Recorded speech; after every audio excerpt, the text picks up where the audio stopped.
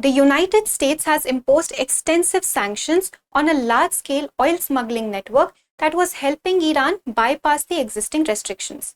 Hello and welcome to Drishti IAS. My name is Saloni Nankyolier, and today we will see how Indian citizens and entities helped Iran achieve this.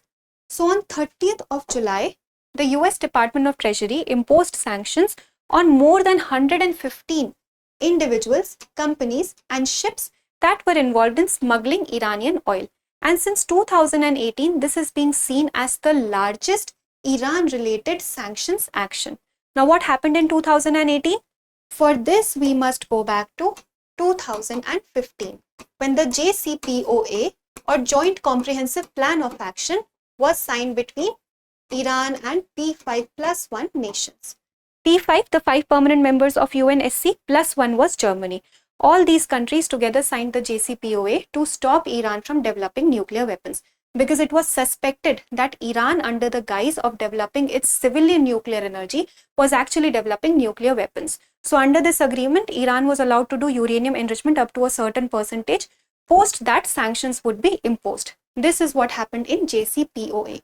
Now, fast forward to 2018, when under Trump, USA unilaterally withdrew from the agreement. USA took itself out of the agreement and it cited reasons like Iran's ballistic missile program was not covered, or Iran was funding proxy terrorist groups like Hamas and Hezbollah. So it cited all these reasons and it unilaterally withdrew from the agreement.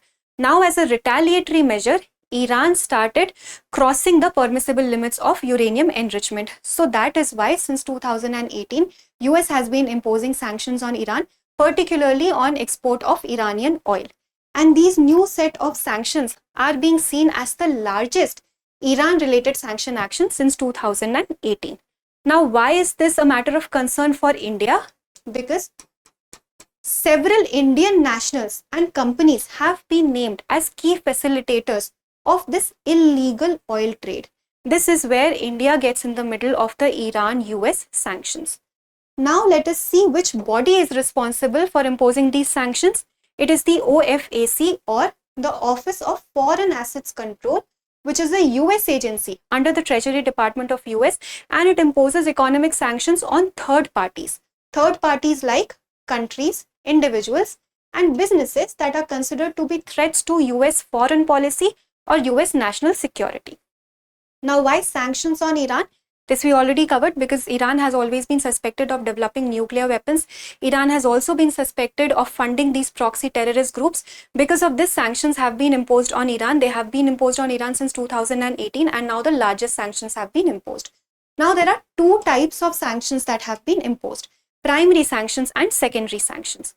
Primary sanctions are the sanctions that are imposed on the citizens of a country. For example, if US is imposing sanctions, so when US imposes sanctions on US citizens or US businesses or US entities, those are primary sanctions, where the violators are US citizens or they belong to USA. Versus secondary sanctions are imposed on third parties, where the violators are third parties like other countries, other businesses, other entities. These are secondary sanctions. So these are the controversial sanctions. These are the sanctions that are directly imposed on violators that belong to that particular country. So right now, secondary sanctions are also imposed, primary sanctions are also imposed. Secondary sanctions are imposed on countries which are not related to US or Iran, but these are all the other countries like Indian citizens, Indian entities, Indian shipping industries. So all these things come under secondary sanctions. Now, if we see the involvement of Indian citizens, so we will not get into the names of the people who are involved in this trade, but what is important for our exam is that these people, they provided shell companies, shipping vessels, forged papers and logistics support. So what is shell company? These shell companies are basically like a shell. They are like hollow companies. They're hollow from within. So they exist only on paper. They are legal. They exist on paper, but they do not have any products, they do not have any assets, they do not have any employees or staff. They are very hollow from the inside. So these shell companies, they are basically used for measures like tax evasion or smuggling or money laundering. This is what happened here also, where shell companies were created to have these shipping vessels carrying Iranian oil to be registered on the land of some other country. And this could have been done by making use of shell companies.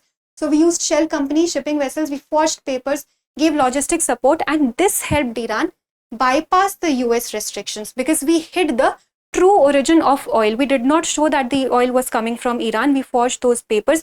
We used false flags. False flags means we showed that the oil was belonging to a different country. It was registered under a different country. Even physical false flags were also used on shipping vessels. Instead of Iran, some other false flags were used. So flags and documents, everything was forged, and this was the entire oil smuggling network which helped Iran bypass the existing US sanctions.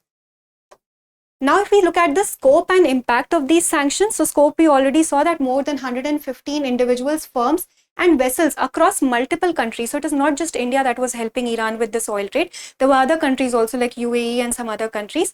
So these countries have also been seeing secondary sanctions on third parties.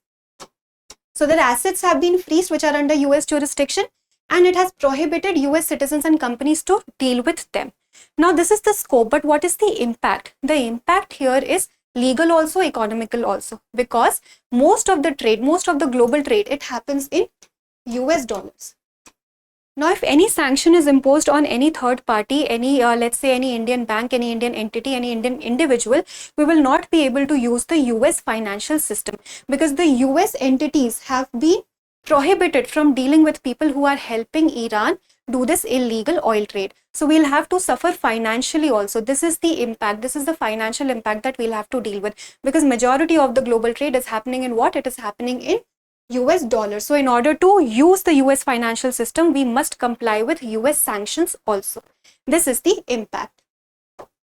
Now, what are the concerns for India? Concerns basically are diplomatic, business and geopolitical.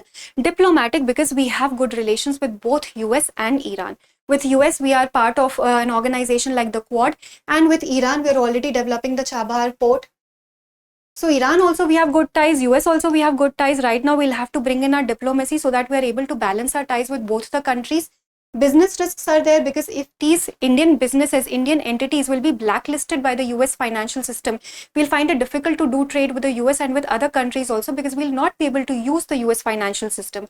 And geopolitical dilemma is always there, because we cannot really import that oil from Iran. We cannot go against the US sanctions. But right now we'll have to deal with all these things very diplomatically, so that we can save the interests of Indians also, Indian citizens, Indian entities also, and we can save them from business risks also. So what is the way forward here?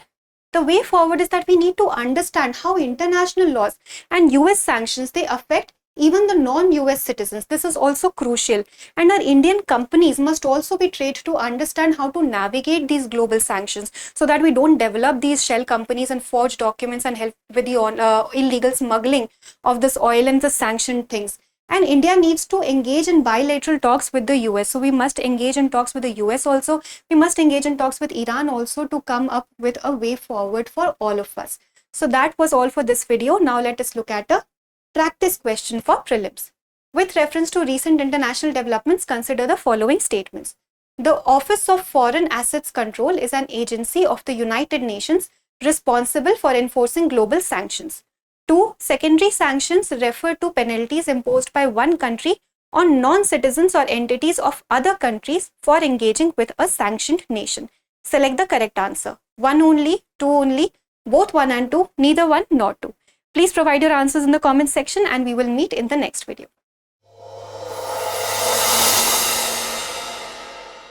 For more informative content, like, share and subscribe, and do not forget to press the bell icon to get the notifications.